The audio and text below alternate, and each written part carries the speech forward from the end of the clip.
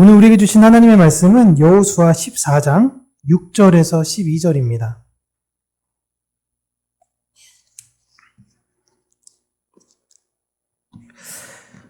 여호수아는 구약성경 341쪽에 있습니다. 14장 6절에서 12절 우리 함께 읽습니다. 그때 유다 자손이 길갈에 있는 여호수아에게 나아오고 그니스 사람 여분네의 아들 갈렙이 여호수아에게 말하되 여호와께서 가데스 바네아에서 나와 당신에게 대하여 하나님의 사람 모세에게 이르신 일을 당신이 아시는 바라.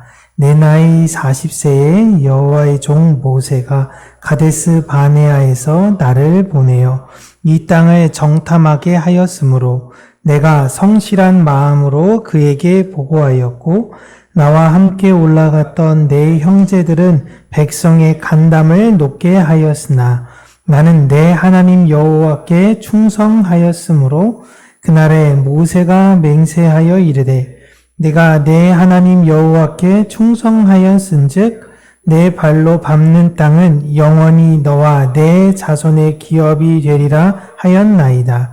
이제 보소서 여호와께서 이 말씀을 모세에게 이르신 때로부터 이스라엘이 광야에서 방황한 이 45년 동안을 여호와께서 말씀하신 대로 나를 생존하게 하셨나이다. 오늘 내가 85세로 돼 모세가 나를 보내던 날과 같이 오늘도 내가 여전히 강건하니 내 힘이 그때나 지금이나 같아서 싸움이나 출입에 감당할 수 있으니 그날에 여호와께서 말씀하신 이 산지를 지금 내게 주소서. 당신도 그날에 들으셨거니와 그곳에는 아낙 사람이 있고 그 성읍들은 크고 견고할지라도 여호와께서 나와 함께 하시면 내가 여호와께서 말씀하신 대로 그들을 쫓아내리이다 하니. 아멘. 오늘은 신실이라는 제목으로 하나님의 말씀을 우리 함께 나누도록 하겠습니다. 우리나라에서 참 신실하다라는 의미를 해석할 때는요, 저 사람 신실해 라고 이야기할 때는 순수하다, 진실한 사람이다 라는 의미로 받아들입니다. 믿을 수 있다라고도 이제 생각할 수 있죠. 그런데 구약 성경에서 우리 하나님을 신실하신 분이라고 말할 때는 이거를 우리가 갖고 있는 생각으로 하나님은 신실하시다라고 해석하면 안 되고요. 유대인들이 알고 있는 의미로 먼저 해석해야 하는 것이에요. 언어는 그 나라의 특성에 맞게 활용되어지는 게 많이 있기 때문에 유대인들의 신실과 우리가 생각하는 신실에 간극이 발생될 수 있습니다. 내가 알고 있는 개념으로 하나님이 이러시구나 판단 내리는 것이 아니라 유대인들에게 말씀하셔서 유대인들이 알고 있는 그 의미를, 특별히 오늘은 신실하심의 의미를 알아 내가 아는 언어로 치환해서 해석해야 돼요. 거기는 신실이 우리가 받아들여졌을 때는 이런 의미구나라는 것입니다. 성경에서 신실함은 언약적 관계에 대한 절대적 충성과 변치 않는 사랑을 의미해요. 이걸 신실함이다라고 이야기해요. 부부는 서로 신실해야 합니다. 이게 무슨 말인지 아시겠죠? 부부는 서로 우리는 사랑해야 한다. 부부는 서로 의리 있어야 된다. 이런 식으로 얘기하지만 부부는 서로 성경적으로 이야기하면 신실해야 합니다. 서로의 그 사랑을 변치 않아야 되고 서로를 향한 충성심이 있어야 되는 거예요. 상호 믿음 관계에서 출발하는 것이 바로 신실입니다. 그래서 계약적 의미가 강해 보일 수 있어요. 구약에서 율법을 이제 하나님께서 주시고 이제 이 율법을 낭독을 모세가 합니다. 산에서 막 율법을 낭독할 때 그것을 다 들은 이스라엘 백성들은 아멘으로 화답을 했어요. 특별히 그리심산과 에발산을 나눠서 가운데서 율법을 낭독할 때에 긍정적 율법의 의미에 대해서 낭독하면 그리심산에 있었던 6지파가 아멘 했고, 부정적 내용을 이야기할 땐 에발산에 있었던 6지파가 아멘 했습니다. 이게 무슨 말이냐면요, 요즘으로 따지면 우리가 뭔가 가입하려고 그럴 때 약관이 쭉 나오죠. 그 약관에 동의합니다 라는 걸 눌러야지 사실 다음으로 넘어갈 수 있어요. 사실 거의 강제적인 거긴 하죠. 그러니까 우리가 보험에 들 때도 마찬가지고, 자, 약관 여기 있어요. 약관 다 읽으세요. 근데 못 읽지 않습니까? 그 끝에 약관을 다 읽었다라는 걸 반드시 남겨야 돼요. 그래서 사인 부탁드립니다 라고 이야기합니다. 오늘 내용이 그 얘기예요. 아멘이 이겁니다. 아멘이라는 거는 이걸 사인하겠다라는 뜻이에요. 그때부터 효력이 발생되는 거예요.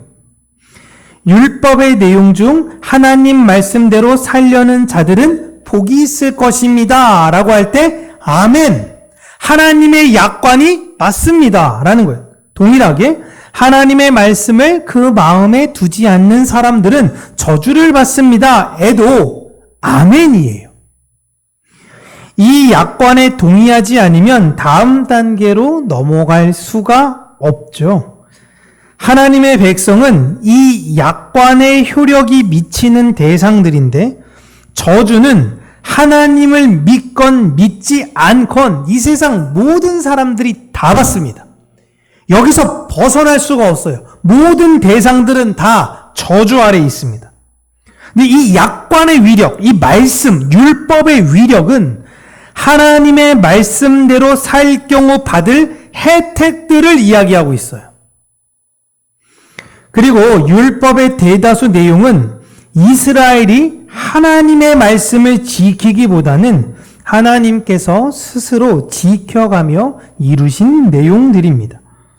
그런데 그 와중에 이스라엘 백성들 대다수 다 하나님의 말씀, 하나님께서 주신 율법, 그 약관을 대부분 못 지켜요. 그런데 아주 독특한 사람이 나옵니다. 하나님에게 약속했던 것을 반대로 일반적으로는 하나님, 나 하나님 믿잖아요. 복 준다면서요. 복 언제 줘요? 약관에 이렇게 써있는데 빨리 복 내놔요. 이게 일반적 모습인데, 여기서는 하나님께서 하신 그 약속, 그러니까 나에게 주기로 했던 그 약속을 지키라고 강요하는 사람이 등장해요. 그 사람이 바로 갈렙입니다.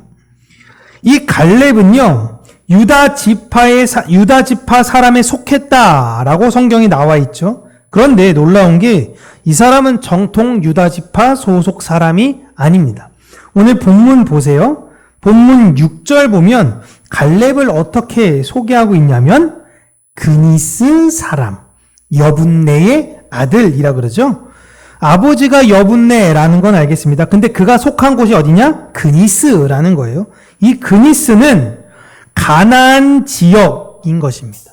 그러니까 이 사람은 정통 애굽으로부터 가서 야곱으로부터 낳은 아들에 있었던 속했던 사람이 아니라 가나안 지역에 살고 있는 사람이 애굽으로 내려가 유다 안에 편입된 사람이에요.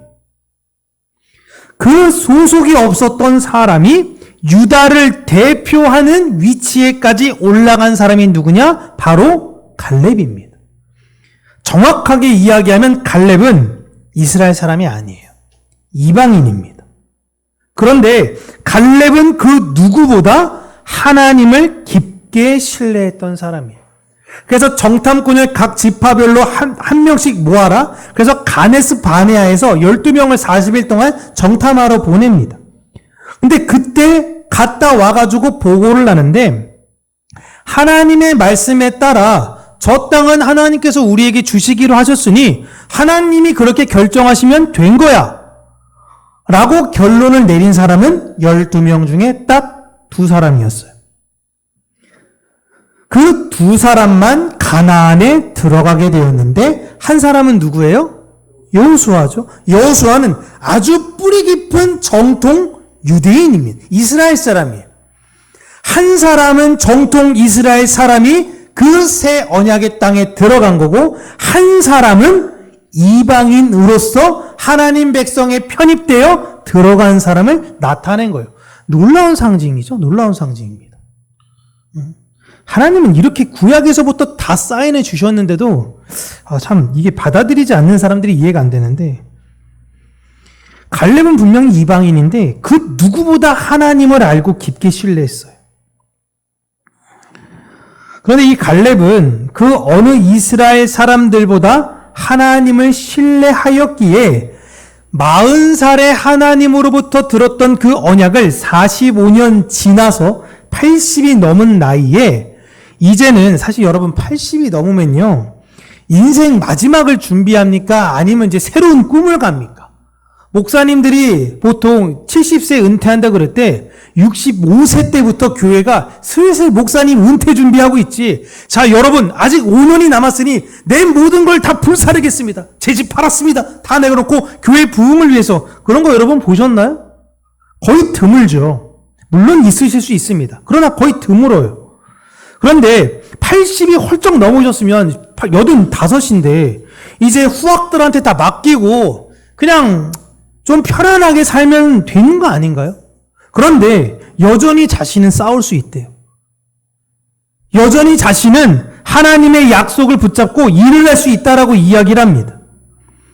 그 시기에 하나님께서 약속으로 나에게 주신 그 땅을 나에게 달라고 하는 겁니다. 이거 욕심이 아니에요. 고집 부리는 것이 아닙니다. 좋은 땅, 아주 윤택한데 여기 좀 달라는 게 아니에요. 지금 갈렙이 달라고 하는 땅은 헤브론입니다. 헤브론은 산지예요. 그리고 그 위에는 아주 힘세다라는 아낙 자손들이 있습니다. 거기 지금 점령하면은 얻는 것보다 잃는 게 더 많을 수도 있습니다. 그리고 여러분 산 점령해서 뭐 합니까? 농사라도 제대로 짓습니까? 거기 뭐 할 거예요, 거기서? 근데 저기 하나님이 나에게 주시기로 약속하셨으니까 저거 달라는 거예요. 딴 데 필요 없어. 하나님이 나에게 주시기로 한 저거, 그거 달라는 겁니다. 갈렙은 그 땅은 하나님께서 우리 유다 지파에게 주신 땅이고 그 땅을 차지하는 데에 마지막 책임을 본인이 지겠다라는 겁니다. 갈렙은 하나님의 말씀은 이루어진다라는 걸 믿는 사람이었어요. 자신이 아니더라도 하나님의 약속은 이루어집니다. 그런데 그 약속이 이루기 위해서 다른 누군가는 반드시 고생을 해야 돼요. 아낙 자손과 싸워야 되고요. 피를 흘려야 돼요. 그런 피를 흘리고 희생하고 헌신할 상황이 있다면 그 상황은 내가 맨 앞에서 하겠다라는 겁니다. 이제 뒤로 물러나도 아무도 뭐라고 안 해요. 광야에서도 싸웠지. 들어가면서도 여리고, 베델, 아이 계속 전쟁하면서 여기까지 왔어요. 이제 그만해도 돼요. 5년간 전쟁했으면. 그런데 마지막까지도 그 헌신의 자리엔 내가 가장 앞장서겠다라는 거예요. 하나님은 이런 갈렙을 통해서 하나님의 약속이 신실하게 이행된다라는 걸 보여주고 계십니다. 하나님이 맨날 말씀하신 찾으시는 사람 이야기하잖아요. 하나님이 누굴 찾으십니다. 어떤 사람 찾으십니다.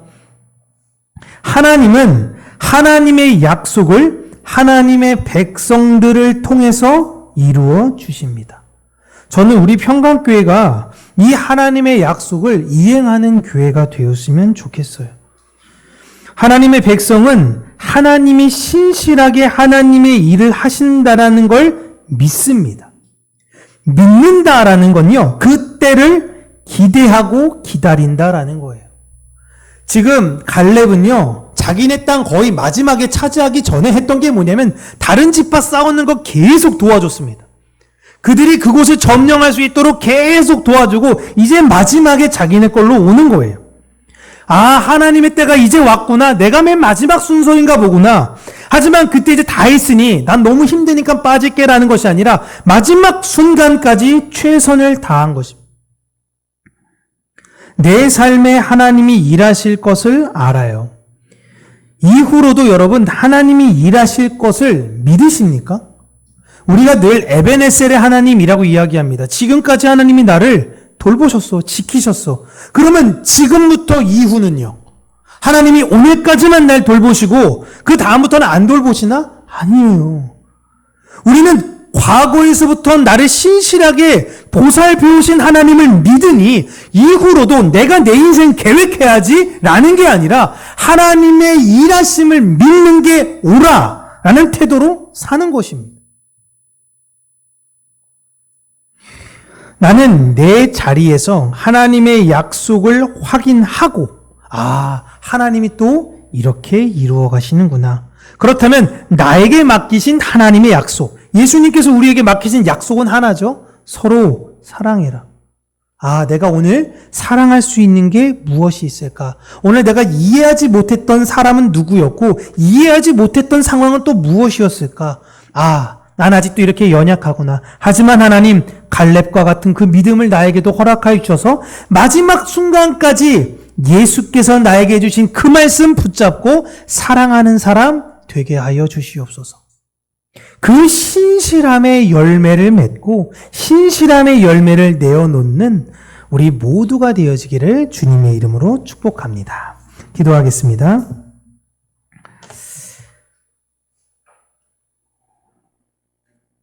참 좋으신 하나님 아버지, 다른 산지가 아니라 하나님께서 나에게 약속하셨던 그 산지, 바로 이 산지를 나에게 달라고 요구했던 것처럼 하나님, 이 세상 살면서 부귀와 명예와 이런 거 달라는 게 아닌 우리에게 약속으로 주시기로 했던 그 예수, 그 십자가, 우리가 그거 차지하기를 소원합니다. 그 마음으로 하나님께 구했던 갈렙처럼 우리도 우리의 이 생애의 사명이 닿는 순간까지 십자가 놓지 않게 하여 주시고 예수님의 언약과 그 말씀을 놓지 아니하며 이 세상을 살아가는 자들이 되게 하여 주시옵소서. 예수님 이름으로 기도합니다. 아멘.